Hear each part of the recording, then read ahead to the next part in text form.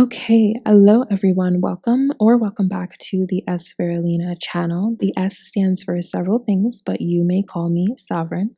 So on this channel, I focus on self-care and personal development topics, as well as healthy relationship dynamics. I also share a bit of my personal testimony as a foster child turned emancipated minor. My goal is to inform those who listen of what some foster children and some emancipated minors experience along the way and throughout the journey. My goal is also to inspire those who listen to share their stories as well. Growing up, I didn't know anybody else who went through the same experiences as me. And so you can imagine that that was pretty difficult and pretty lonely at times. I would say even to this day, I'm still just trying to figure things out as I go, like one day at a time, just like everybody else. But unlike everybody else, when you have the unconventional upbringing of being a foster child, a displaced youth, and then being an emancipated minor, which is essentially an adult who is still a child, or a child who has the responsibilities of an adult, it puts you in a different bracket in society, and it makes it harder for you to relate to the average person or the average child who goes home to, the conventional or traditional structure.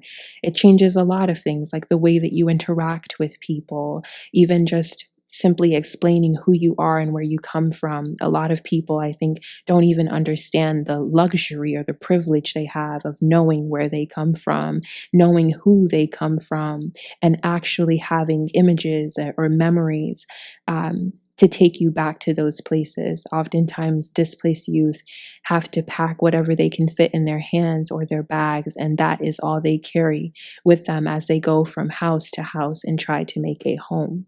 So, yes, I just wanted to share a little bit of that because I have felt called to for so long. As some of you may know, I did publish a poetry collection called Things I Never Said, hence the title of this podcast series. So, in that poetry collection, I shared a bit of my testimony, but I kept it cute and I kept it succinct. In this video series, I want to expand on that. And I am going to leave a little disclaimer right now, actually, and probably in a lot of these videos, just because I understand that this is pretty heavy stuff. So yes, I did want to just leave a quick disclaimer that you are not obligated at all to listen to this content in one day or in 1 month or in 1 week. Take your time if you're interested in learning about my journey, because it's a heavy one, and it's one that is riddled with sorrow, among other things. But yeah, there's a lot of sorrow, there's a lot of pain, there's a lot of trauma in my experiences and in my journey as a foster child turned emancipated minor. So do not binge watch this kind of stuff. Do not listen to this kind of stuff at the start of your day, especially if you are very empathetic and things kind of like stay with you like a rain cloud hovering over you.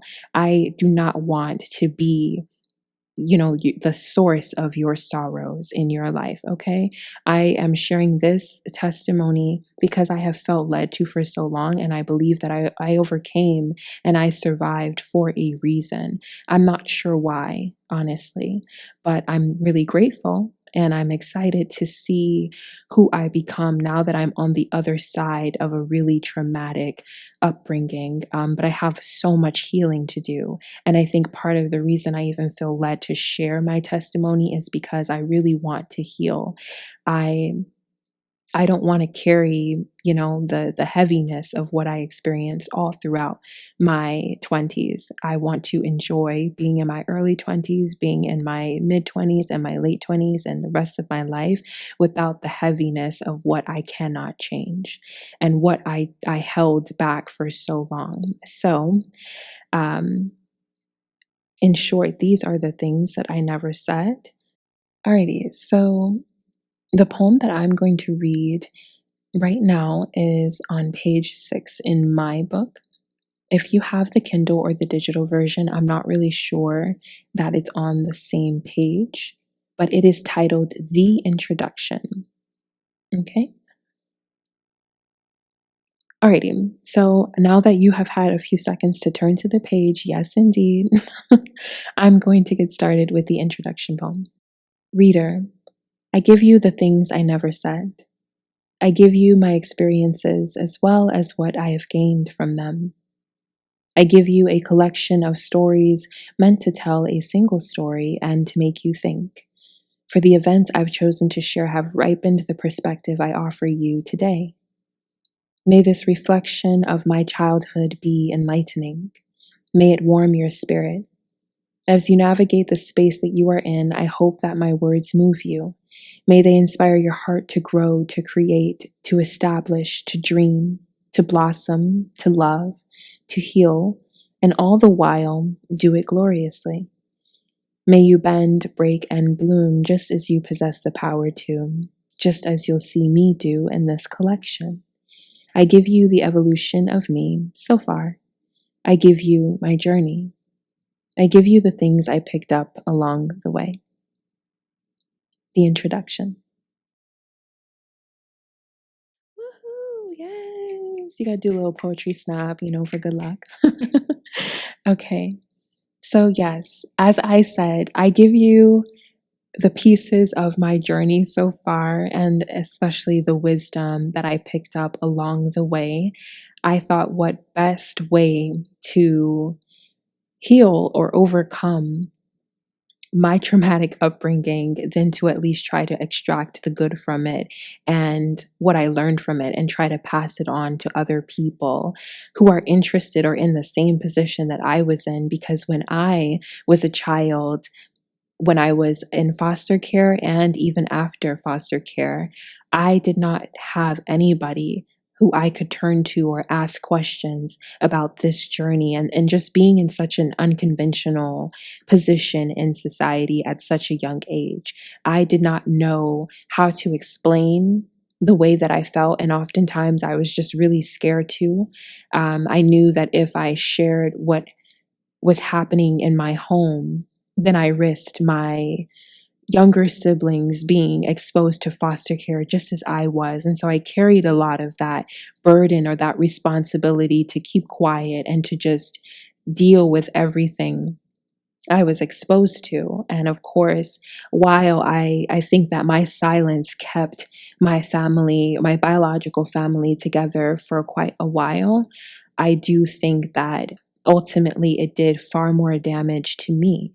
Because years later, I found that I was this broken shell of myself as a teen girl, and all my spark was gone, and the shine in my eyes was gone, and I didn't have any passion, and I didn't have any desire to live, and I didn't have anything to look forward to. And I was angry at God. I was angry at my position in this world, and I didn't understand it. Truth be told, I don't think I really understand it now. I just can more clearly see how things have come together and how some experiences prepared me for where I have found myself since then. But more on that later. This is just the introduction. I don't want to get ahead of myself, So, yeah. On that note, I think that I will just wrap this one up here. I know this is a bit short, but trust me, like, you might be tired of listening to me by the time you get done listening to this video series. But yes, I hope that if you are a foster child or an emancipated minor, or if you were one, I hope that the videos on this channel will help you to know that you are not alone, and to know that your pain and your trauma is valid, but also that you can overcome that. You can heal from that. As long as you're alive, it's never too late to become a better and healthier version of yourself. And if you did not know how you could get through it, but you did, doesn't that show you what you're capable of? Doesn't that show you that everything is temporary despite it not seeming so in the moment? Yes, so I just hope that if you personally went through foster care or emancipation, that you find the videos helpful. I hope that you find the poetry collection helpful. I hope that it inspires you to share your testimony. I hope, most importantly though, that my testimony and my videos inspire anyone who listens to just treat yourself better in order to treat other people better. Because I think a lot of the issues that we have internally and at home, it starts with us not having enough empathy for ourselves and therefore not enough for others. I think we have to be nicer to ourselves. I think we have to be honest with ourselves. I think we have to be less reckless, more responsible, hold ourselves accountable. I think we have to be in sync or in tune with ourselves. I think some people, no, I know from my experiences that there are some people who have been alive, but they are asleep. And they don't know like how their behavior affects their children, and it affects the people around them, and it affects the environment around them. I don't think we all get that kind of information until far too late in our lives. And by that point, your kids are damaged. You are damaged. And unfortunately, I think a lot of us don't even care anymore. As long as we can surround ourselves by yes men and yes women, as long as we feel like at least somebody likes us, I think some of us just don't even have an incentive to do or be better. It isn't until you lose everything or enough of something that you start to evaluate your life. And I just think it shouldn't get to that point. At least for me, I don't want to be like some of the adults that I've had terrible traumatic experiences with. I would not ever want to be their age, like in my 40s and 50s, still struggling because I didn't process the trauma from my childhood. I don't want to be like those people who took their pain out on me when I was a small child. But it's a generational pathology that a lot of us have. And I think it's not difficult to break the cycle if you care enough, if you have the desire. So I hope that in listening to my testimony and how my experiences impacted me severely, you will find the desire to treat yourself better and to treat others better and to heal and process what you experience as you go through life. Not 15 or 30 years later when the damage has already been done. But on that note, I will say thank you for listening. Tata mi amores, take care. Gonna give you this mic back. But what I'm gonna say to the ladies that been told that you cannot have, you tell the devil you's a liar.